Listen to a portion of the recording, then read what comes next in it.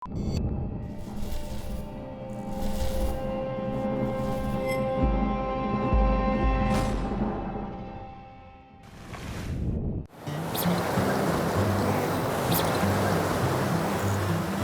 hooked. This week on Kentucky Afield. Fast-paced fishing, bite after bite, it's hard to beat. That took you downstream.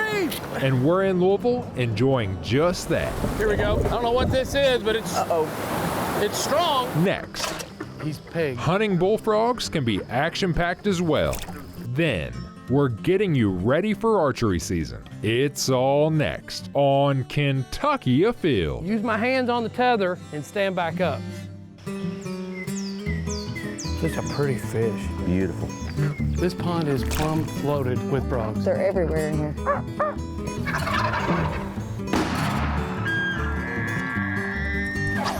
Yeah, this is a good fish right here. Really good fish. Come here, girl. Yeah, boy. That's a big rabbit. Nice job. Yes! Yes! My first musket. Mercy Leo! Yeah, look at it, it's a keeper. Here it goes! Boom! Wow, that happened fast.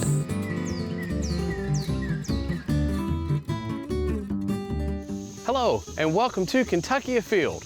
I'm your host, Chad Miles. Join us as we journey the Commonwealth in search of outdoor adventure. One of my favorite things about fishing a river is that you never know what you're going to catch. And that is especially true on the Ohio River below McAlpin Lock and Dam.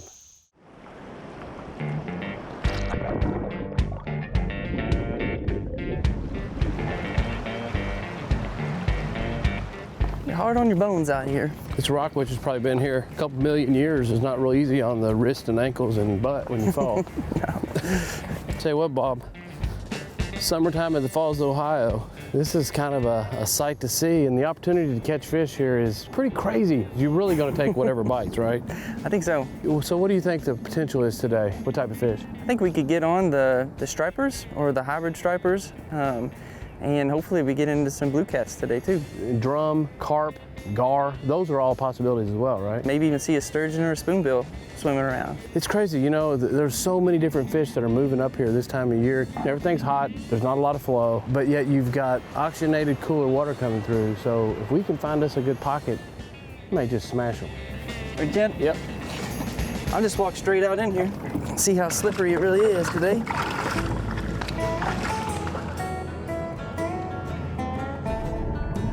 We've already seen a couple fish I'd like to catch. What are you gonna start off with today? I think it's always a good bet running a swim bait and see what bites, because Okay. even the catfish will strike on the swim All right, baits. that sounds good. I got 2 tied on, so I'm ready for that. Well, I'm gonna leave this jacket and keep my fanny pack jacket on. Just grab what we need. We can always come back if we forget something, huh? Sounds good, yeah, we're pretty close. So which area you like to fish up here? Well, I like to find the groups of Asian carp. Okay. And then wherever the Asian carp are stacked up, kind of looking into the rapid, a lot of times your predator fish are underneath of them. Oh, okay. So we're literally trying to focus finding Asian carp. Yeah, they're pretty easy to pick out with that big dorsal fin.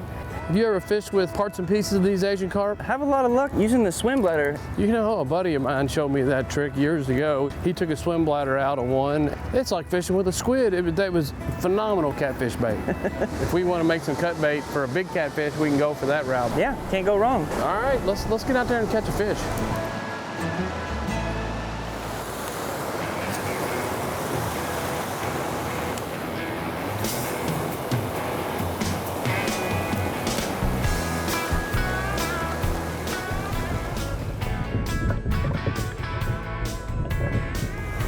Here we go. I don't know what this is, but it's it's strong. Oh, it looks like a big drum or something? Wow. Look at that. This thing got drag on it. I need to let the drag. Oh, not that much. He wasn't going anywhere. That's a catfish there, I think. Oh, no. That was a catfish. Oh, no. Down he goes. Here we go. What we got here? Gummy bears. Now look at that. That's an Asian carp hooked right in the mouth. Now, it looks like that fish intentionally tried to eat that bait. And I'm not saying that he didn't, but these are filter feeders and really don't have a stomach system that is suited to eat a bait fish like that. I don't want to release this anyway. These are an invasive species. You mind taking the bladder out of that? Not at all. You sure? Oh, yeah, yeah. If we can get that out, we'll get one catfish line out here in a minute. All right, sounds good. Sweet. Thank you.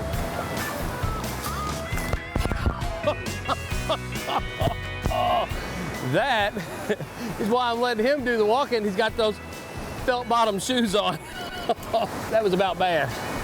There'll be more of those to come, I promise you. I got a Carolina rig 1 ounce sinker here with a bead to kind of protect my knot down here above my swivel. A couple feet of it's about 25-pound test and like a circle hook style. I'm gonna run this swim bladder. It came out of an Asian carp we caught a few minutes ago. They really hook up well and they don't come off. Hopefully we get a few good fish out of this.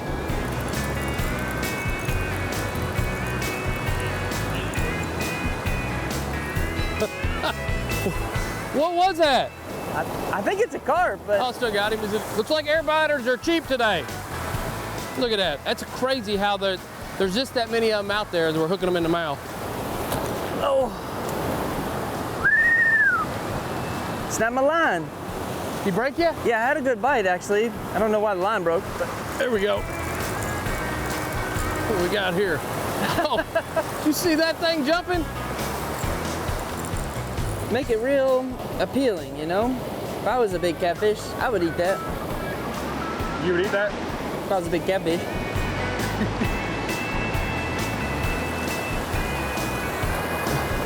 There we go. It's a buffalo, isn't it? God, it's a buffalo on this one. Everything up in there.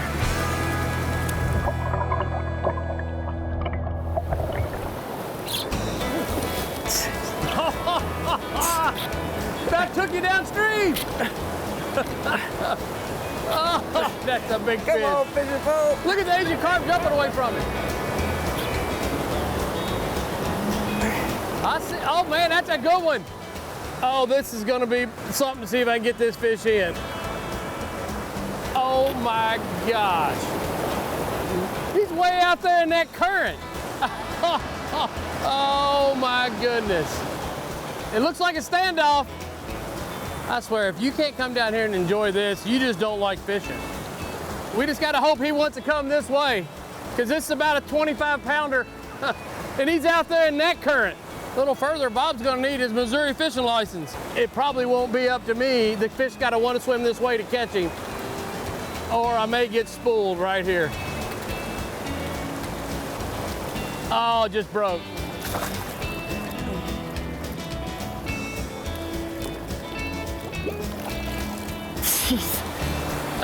Well, my line snapped.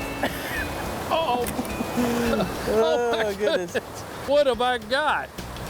That's why I went and got the big rod. Man, I saw you hooked up, and I said, I better get a big stick. I ain't gonna be able to handle a fish like that on another rod. Hit hard. Just ran straight for the current. Took me downstream with her. That's nice. It's hard to beat. Chad had one hit about like this a second ago. So I got a freshwater shark. Golly, my Chad, big one. That thing's 15 pounds or better. Good Lord have mercy. Now you want to have some excitement. You come out here and get a moving current and you hook one of those on a moving lure, you are in for a treat. Thank goodness that fish didn't hit on the other rig I had, because I would have had a heck of a ride. I brought the big stick out.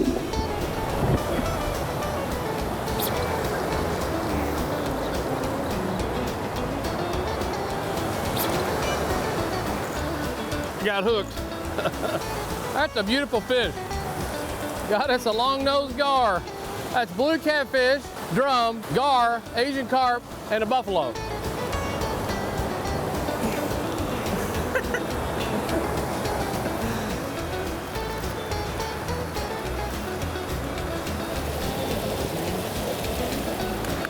Golly. Gotta get some more gummy bears. Mouthful of gummy bears. Keep you going. Look at all of them. Half going down, half coming back up. They don't know where they want to be. Every cast I'm getting a bite, and it's just like a Just like playing roulette. Okay, what kind of fish is this gonna be? That one is a drum. Oh, that's a good one. That is a good one.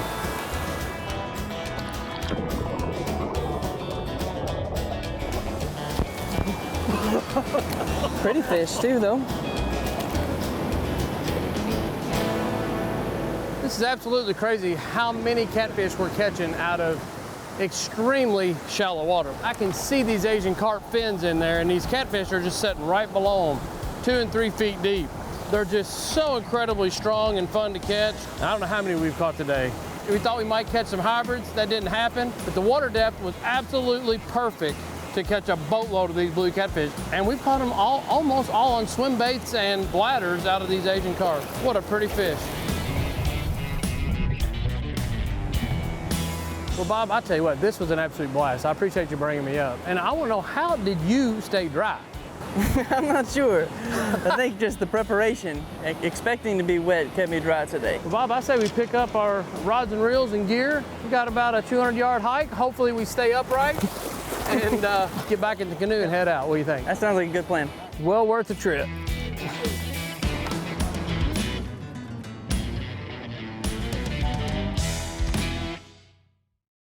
Are you looking to try something new this summer that's great family fun?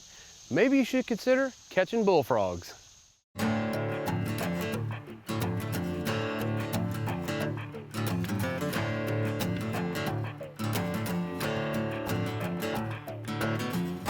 So it's been about a month ago now. I'm searching the internet and I see these crazy girls who like to go out and grab frogs by hand.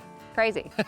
So here we are, frog gigging season's in. We got a really warm night. We're in Montgomery County, and what are we getting ready to do? Gig some frogs. We're gonna go grab some frogs. We're gonna gig frogs, shoot them with a bow and arrow, grab them, whatever it takes. This pond has not been gigged, grabbed, none of that for a while, has it? It's been a few years.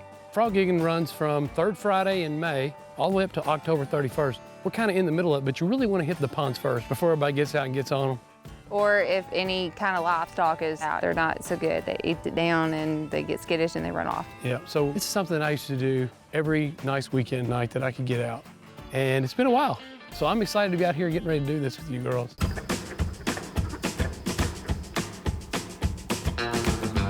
Don't move.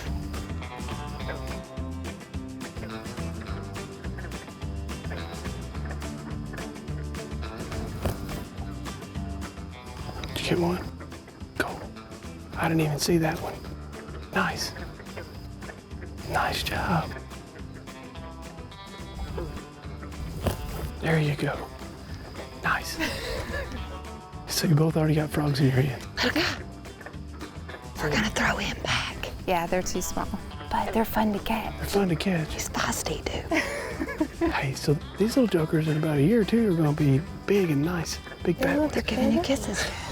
Give me some hugs. So I tell you what though, the first one we saw walked up here, He was a big one. we wouldn't be throwing that one back. We wouldn't throw that one back, but these are little fellas. There's one. You have to gig him. He's deep. Do you need me to get it? Nope. I need you to make sure I don't go swimming. Nice shot, Risha. You've got that thing pinned. He might need a little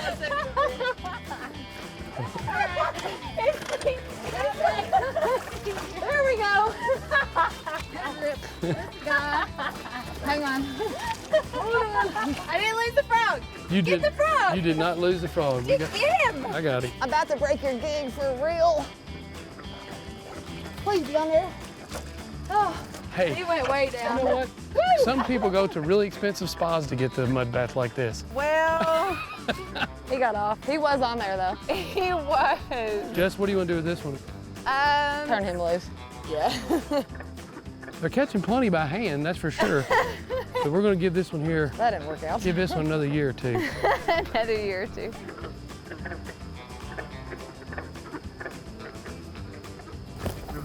Got him. Nice job. You grabbing over here too?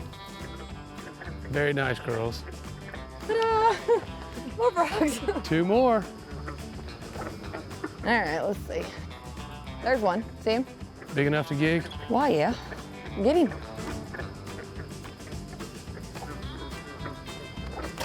He's pegged. Hold on to yours, Chad. You got him. Hold on. I'll get them both. Wait. Wait. I need someone to hold a line. I got it. Wait. Wait a minute, one at a time. All right, here's yours. You got him? Yeah, let me get Chad's. Got him? Yeah. That's a pretty good one. That ain't bad. Not bad. There's your frog. We'll take it. I'll swap you. Perfect. Hey, right here. I'm coming on. They're non-stop. Every couple steps we see another. Here's one.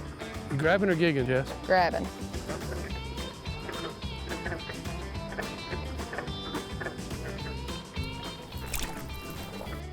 Got him. Got him. There you go. Gigged one. Fine as a fritter. Stop. Don't move. What? Don't move. What is it? Don't move. Whoa, right under my feet. I told you I step on them little guys. That's perfect. That's funny. There's a bigger one over here. I'll have to gig him. Got him? Sure did. Got him. Pretty good one. That is a good one. There you go. Now that's the kind we're after right Yes, he'll do. there. 15 of those and you got a skillet full. That's one right there. Hold on. I'm coming. You girls have got great frog gigging enthusiasm, I have to say. Look at that. That's a Boone and Crockett frog right there. Got him. I believe we got him. There you go. Another one. There you go.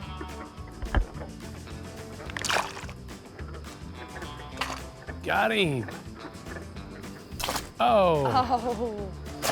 You got him. They're everywhere in here. I will say one thing. This pond is plumb loaded with frogs. You know, we came in here not knowing exactly how we were going to get these frogs, and we did try to shoot a couple with a bow and arrow. It's just too thick. Too many cattails. We grabbed some big ones, gigged some big ones, and I bet we got 35 frogs. We got a Or bunch. more, I think. Or more. Possibly more. I think last I counted we had 35, so we had a heck of a night out, and Montgomery County is the place to come for frogs. We got them. Not bad. You got plenty of frogs. Thanks again, a lot of fun. Deer season is right around the corner, and many hunters are already starting to hang their stands. Make sure you read the instructions and you hang that lock-on stand safely. Now I'm going to demonstrate how you would attach a lock-on stand. Chosen a tree right here. This tree would obviously be very hard to climb with a climbing style stand because of the number of branches on it. I've already attached the first 2 steps because these I can do from the ground. The next process is to climb up, attach the next step, pull my stand up and attach that. I'm going to do it always being attached to the tree. First thing you're going to need is a good pull rope. And so what I'm going to do is attach this string to me, go down around 5 feet, and I'm going to attach the next step. Once I've got that done, I'm going to go down to the end of my rope and actually attach the tree stand that I'm going to be hanging. Now, from here, I'm ready to attach myself to the tree, go up the ladder, and pull my next set of steps up. All right, to stay attached to the tree, I am using what's called a lineman's belt here. So to use this, you can see that my safety harness has these loops right here, and they're on both sides, and that is what this is for. You run it through one of the loops, run the rest of your rope through, and that creates your attachment point on one side. You want to go around the tree and attach the other using the carabiner with the locking mechanism to the other side. Now I can adjust how tight I am to the tree by pulling on this knot, which is called a Prusik knot. I can get tight or I can back off the tree a little more depending on the size and how far or how close I want to be to it. So at this point in time, I just climb up the ladder, working this around, and I can lean back up to this point right here. I want to then find the rope that I've got my next step attached to, which is right here, and pull it on up. Once I've got up here, I want to detach my rope and let that fall to the ground. It's still attached to me. Slide this on.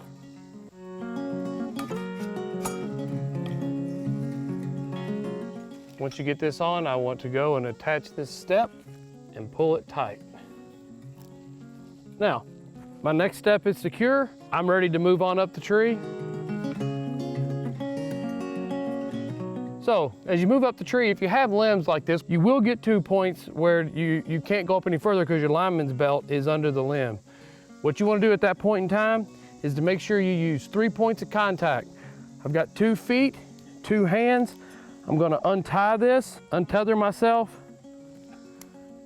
and then pull myself up and over and around the limbs using 3 points of contact. I still have my feet and my hands. Then reattach myself and proceed on up the tree.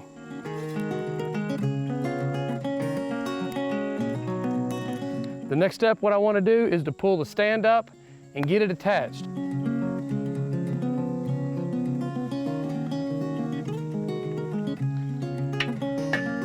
You can see why lineman's belt is so important. I have 2 hands to manipulate this stand and put it where I want it. Otherwise, that would not be possible.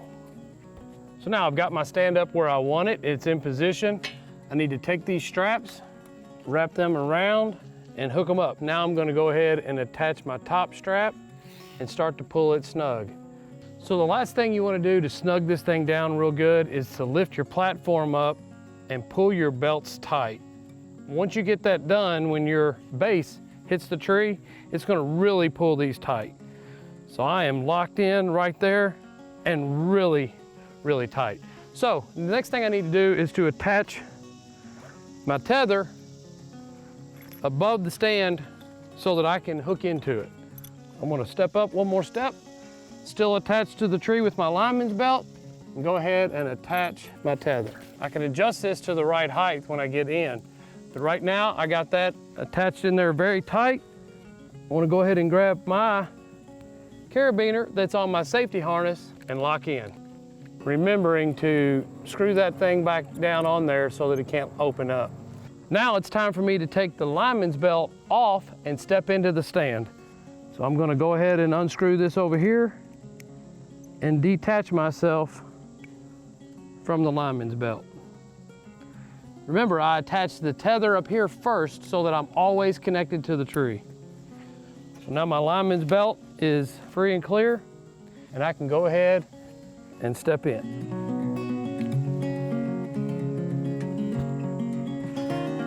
Now that I'm in the stand, I need to get my tether up about head height.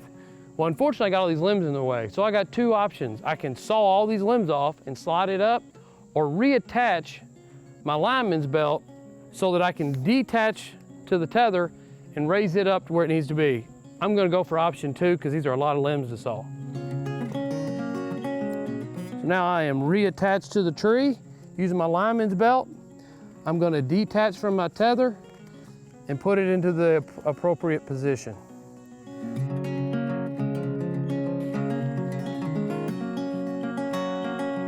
I've got my strap back up here attached tightly to the tree. Now I'm going to reconnect again. And after this, I shouldn't need my lineman's belt again until it's time to get down. So I am tied in, tethered in. My stand is ready, it's attached. I'm ready for my hunt. Now, I want to show you why you want to keep this tether really high. As you can see, I'm kind of down at this area right here. On this particular stand, if I was to reach down and try to grab my bow and I was to slide out, you can see I am literally suspended and hanging right now. It looks like my butt's on the seat, but I'm actually completely suspended. Because I got that thing in the right position, it gives me the opportunity to try to get my feet back under me, use my hands on the tether, and stand back up. If I had this thing down here and I fell out, I would be below the stand and I would be in a situation with a lot of clothes on it, especially if it's cold weather, try to grab the stand and to pull myself up and over it can be a really dangerous situation, so you want to avoid that. So deer season's right around the corner. We've showed you the safe way to use these types of climbing and lock-on stands. I know a lot of times you're in a hurry, you're wanting to get in the woods, but make sure you follow these safety procedures and you'll have a safe season and return home to your family after each hunt.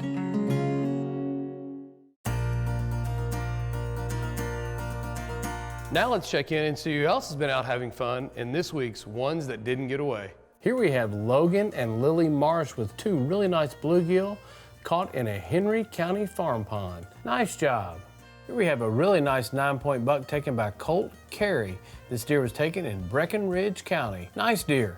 10-year-old Wyatt Weir was super excited to catch this nice catfish at Taylorsville Lake. Nice job.